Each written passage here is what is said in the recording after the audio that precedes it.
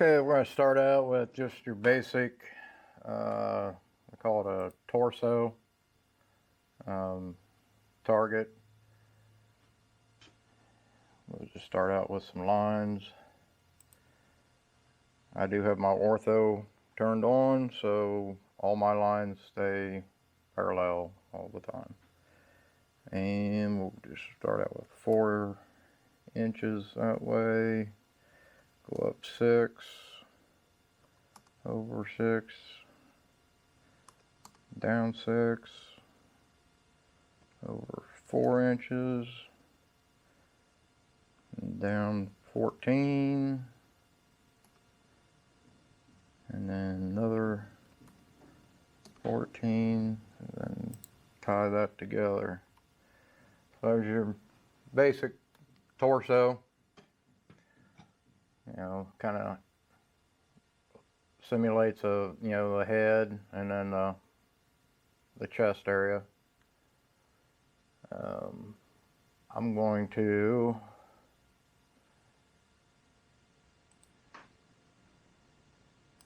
put some fillets in this. So I need radius, inner, let's just go with 1 inch radius right here, right here, and we'll do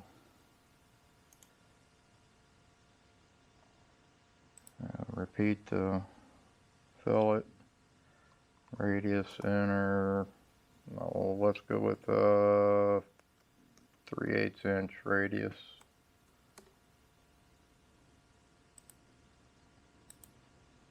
Good enough.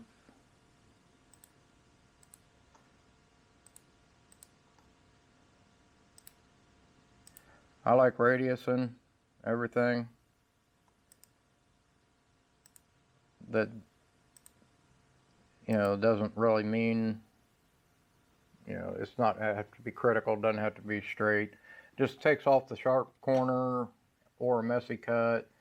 Plasma cutters actually, if you do, they don't stop, but they do, because they make a hard right or left turn.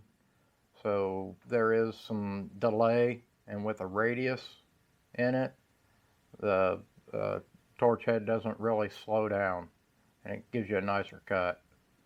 So okay, so now find my center line.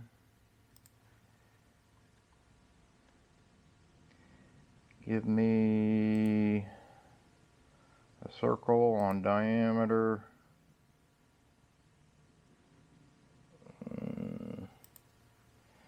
Let's go with a 9/16.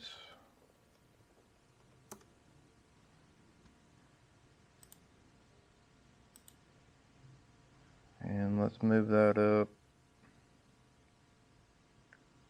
And let's try 4 inches.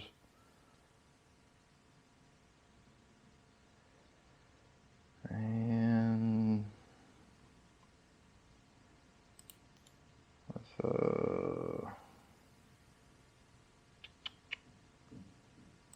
copy that. Let's move it up 6. And let's go about another 2 inches.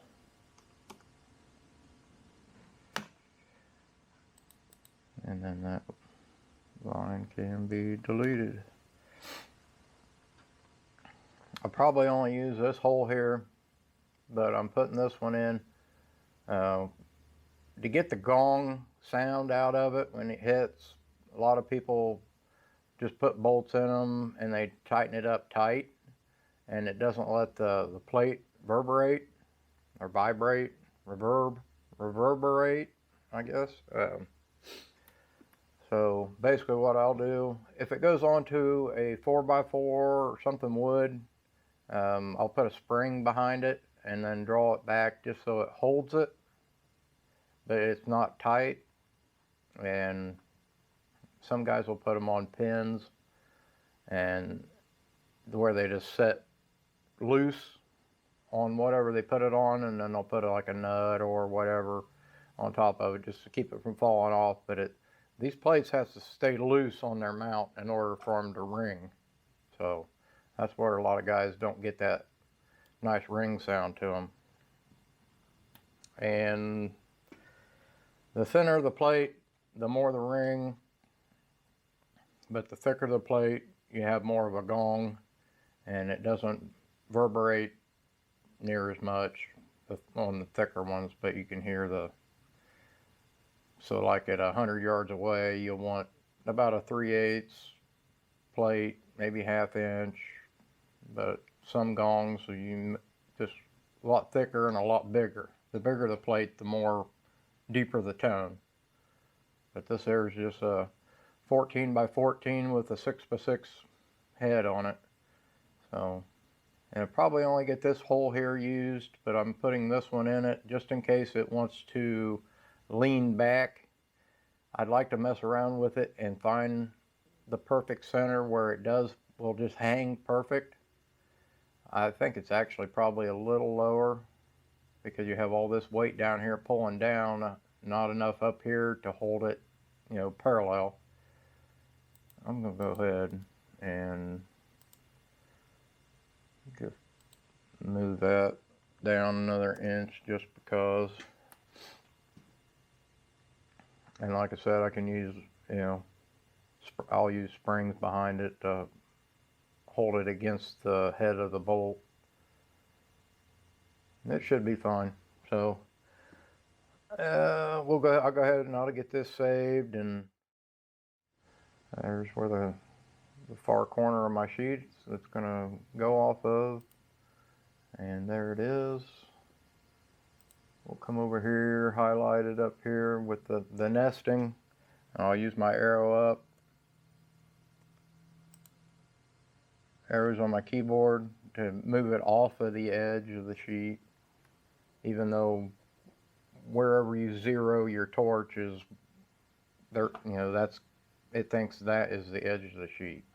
So, but I move it in anyways. Okay, then we're gonna edit contours. Everything looks good. These are holes, so it knows that they're yellow, so it knows that it's an inside offset, and red is an outside offset, so I don't have to layer this. So I will go up here to operation, hit plasma cut.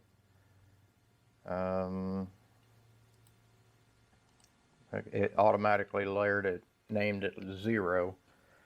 We'll need to pick out, I'm just going by 3/8 plate steel. It'll cut it just fine. There's no difference really between the AR plate and the steel plate. AR plate is a lot harder, so it's a lot more brittle, so it's actually easier to cut. It is going to go at 18 inches a minute.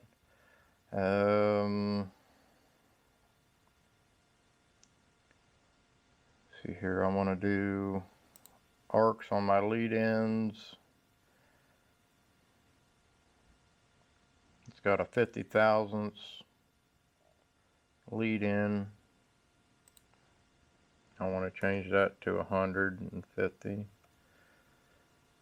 And then the lead out is 100. I can change that to 50 thousandths. Just so the torch pulls out of it. Now my lead in I have at 100 thousandths. I got a 9/16 hole, so it should be fine. Because we'll just find out here. Click OK. No problems. It's going to cut my holes first.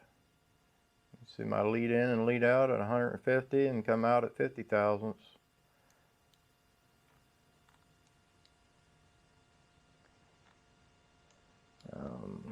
I'm going to change my start point up here just because this is all good metal out here, so I don't want to put that lead in and lead out right there. So I want to edit start points. And I could probably just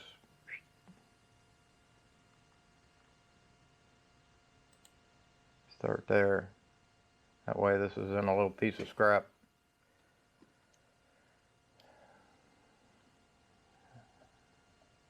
Okay, from there, we'll hit the post processor and also save that to desktop. Target body gone. As my G code, save. Everything went fine. Usually whenever you have something goes wrong, all this lettering will be red and it'll tell you what's wrong. And it's usually something that's really not going to hurt anything. Sometimes it'll be like a double line or something like that, or you'll have a line cut with no lead in or lead out, so it can't do it. So, but it'll still cut it. It just won't do the lead in or lead out on it. You'll still be fine. But sometimes you just have to go into it and really find what's wrong. Sometimes, you know, I mean, if it was a broken line, it would have came up on the screen way before that, telling you something was wrong with it. But that's it right there. And then, whoops. Then we just got to fire up the Mach 3 with my Mach 3 doesn't have this program in it. This is a download from the Gecko 540 driver. So it's actually a better driver than what you can run it off of the Mach 3 program. So I downloaded that and installed it into the Mach 3. So we'll use that, and it should ask me to use my my UC100 controller. That way I can use my laptop and I can use Windows 10 and 64-bit, because this is old 80s technology, you know, on the Mach 3. So if Mach 3 only wants 32-bit programs, you know, in Windows 7. So I'm using Windows 10 and 64-bit, and this little device I have plugged into it, it's called a UC100, and it fakes it into thinking, you know, it's running a 32-bit system. So, well, before I do all that, I'll get the table fired up, and I'll have to move you out the way because I got to move the. Don't forget my ground clamp this time. Last time I forgot my ground clamp.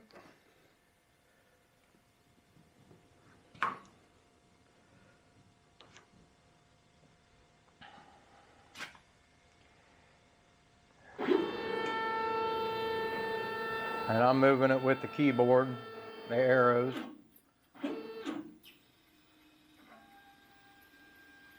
And I'm going to use that as my 0 point, not the corner of the sheet, because that's where I want this to cut out at.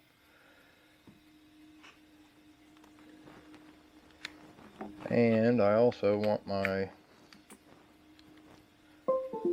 got to turn my little hand pendant on. I haven't used it in a while and the batteries might be dead.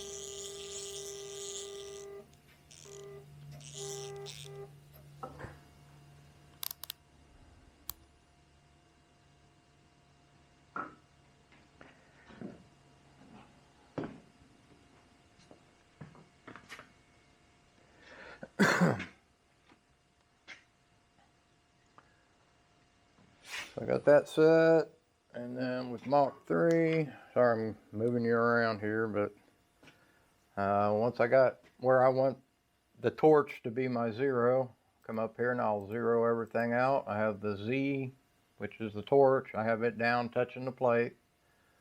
And then I have my X and Y in the zero. So make sure all that's zeroed out. And then we'll load G-code, desktop.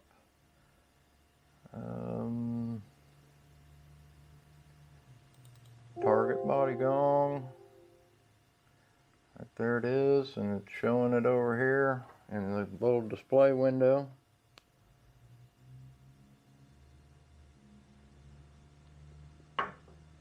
And should be ready to cut as soon as I turn the torch on. I think I already have the air on, but I'll go double check.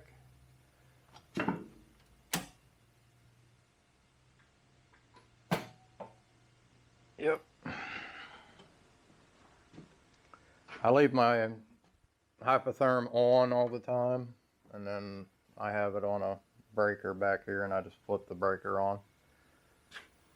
And it's showing I got 90 pounds of air pressure sitting at the air purifier, cleaner, whatever you want to call it. A hypotherm comes with one of those built into it, but I don't trust it for what they are. So I have a Sharp 6950 is the part number. And I actually used to paint cars with that because that has a 3-micron filter in it. And that's pretty small. So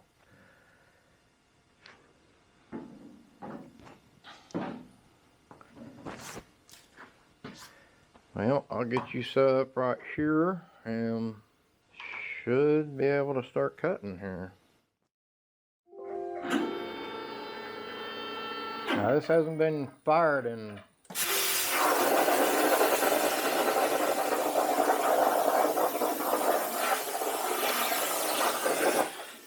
I haven't used this in a couple months.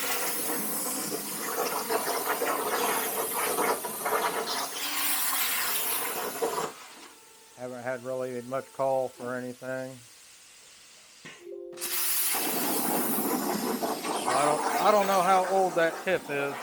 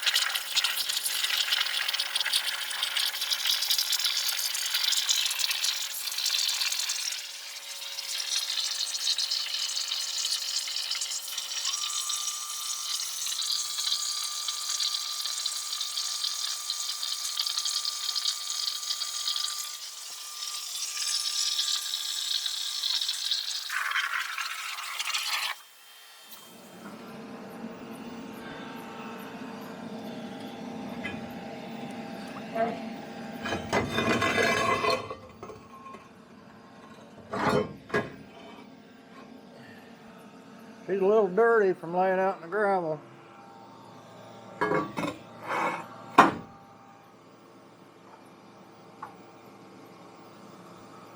the cut edge is perfect. I'm waiting for the hypotherm to shut off. It's awful noisy. I'll just bring you back as soon as I get my mess cleaned up.